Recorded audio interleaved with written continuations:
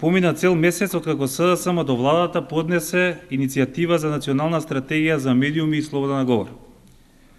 Очекувавме дека за 30 дена вице-премиерката Теута Арифи ќе предложи формирање на работна група која ќе го отпочне проектот Национална стратегија за слобода на медиуми и јавен говор. Но во меѓувреме единствено што добивме беа нови заклучоци, овој пат од Стејт департментот и Amnesty International, во кој се констатираат влошувањата во сферата на медиумите и јавно искажаниот говор, кои се слични со претходните извештаи на Freedom House и Репортери без граници. Да подсетиме на неколку елементи кои би требало да ги содржи оваа национална стратегија. Прво, изедначување на казните за медиумските работници со казните за избраните и именуваните функционери и административци, висината на казните кои ќе се предвидат за новинарите и уредниците да бидат исти со оние за службениците кои нема да го почитуваат законот за слободен пристап до информациите од јавен карактер.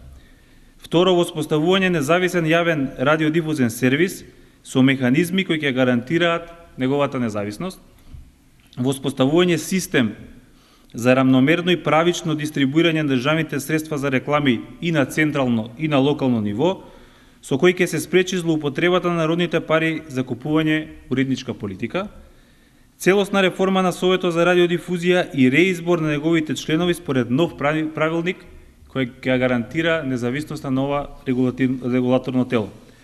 Основен предуслов собранието да изготви и усвои со консензус Националната стратегија за медиумите е итно да ја декриминализира клеветата без никакви дополнителни услови, да спроведе мораториум на владините реклами, се до донесување на објективни критериуми за распределба на буџетските пари по медиуми и стопирање на постапката за носење на закон за медиуми кој очигледно се прави во најголема тајност.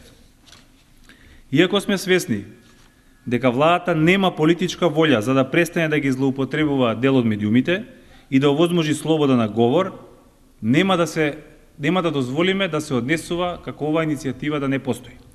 Затоа најавуваме дека СДСМ ќе поднесе оваа иницијатива за национална стратегија во Собранието на Република Македонија, ќе да понудиме и на останатите партии, ќе им понудиме да застанат за иницијативата и ако се создаде амбиент за меѓупартиски консензус за враќање на основните демократски вредности во нашето општество, да го отпочнеме овој процес на изготвување и усвојување на ваква национална стратегија. Стојам на располагање за прашање.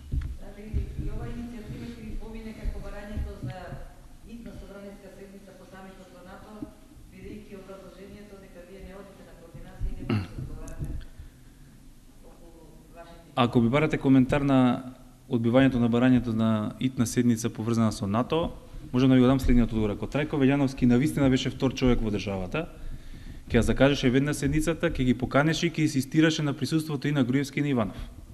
Вака му дозволи повторно или по кој знае кој пат на Груевски да го деградира и него и целото собрание и за најважниот стратешки приоритет на земјата да не се охрабри премиерот да се обрати пред целокупната јавност. Што се однесува до претседателот Иванов, очигледно е дека после неговото недозволено присуство на самитот на НАТО во Чикаго, сега веќе нема ни дозвола да се обраќа пред пратениците.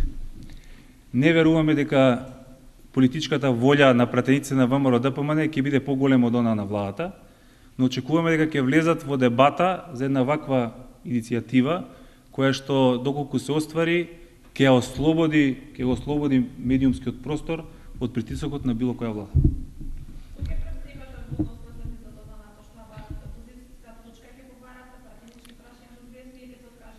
Видите, во овој момент ваквото однесување Трајко Велјановски само ја потврдува исправноста на одлуката на СДСМ да не учествува во неговите координации. Нема да искористите можноста да поставите точка на дневен ред информација? Сите демократски институти кои што ни се на располагање ќе ги искористиме до крај, како и секогаш. Вклучувајќи претеничко прашање? Ќе бидете на време запознаени. Господин Станковиќ, дајте во 2005 година СДСМ прифатено предлог, каде што во делот за националност не е наведена ознаката македонски.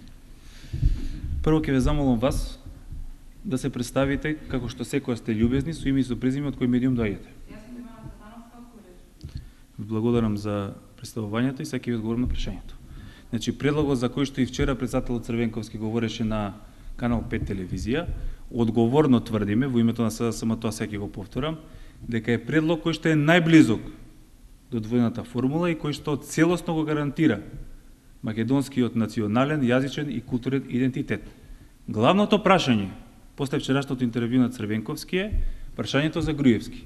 Зошто е тој единствениот политичар кој го одби ваквиот предлог, а кој прифати далеку полош предлог во 2008 година пред самитот на НАТО во Букурешт. Што стоеше во графата за националноста? Значи, ќе ви го дадам по завршување на пресконференцијата целосно предлогот. Други прашања? Благодарам.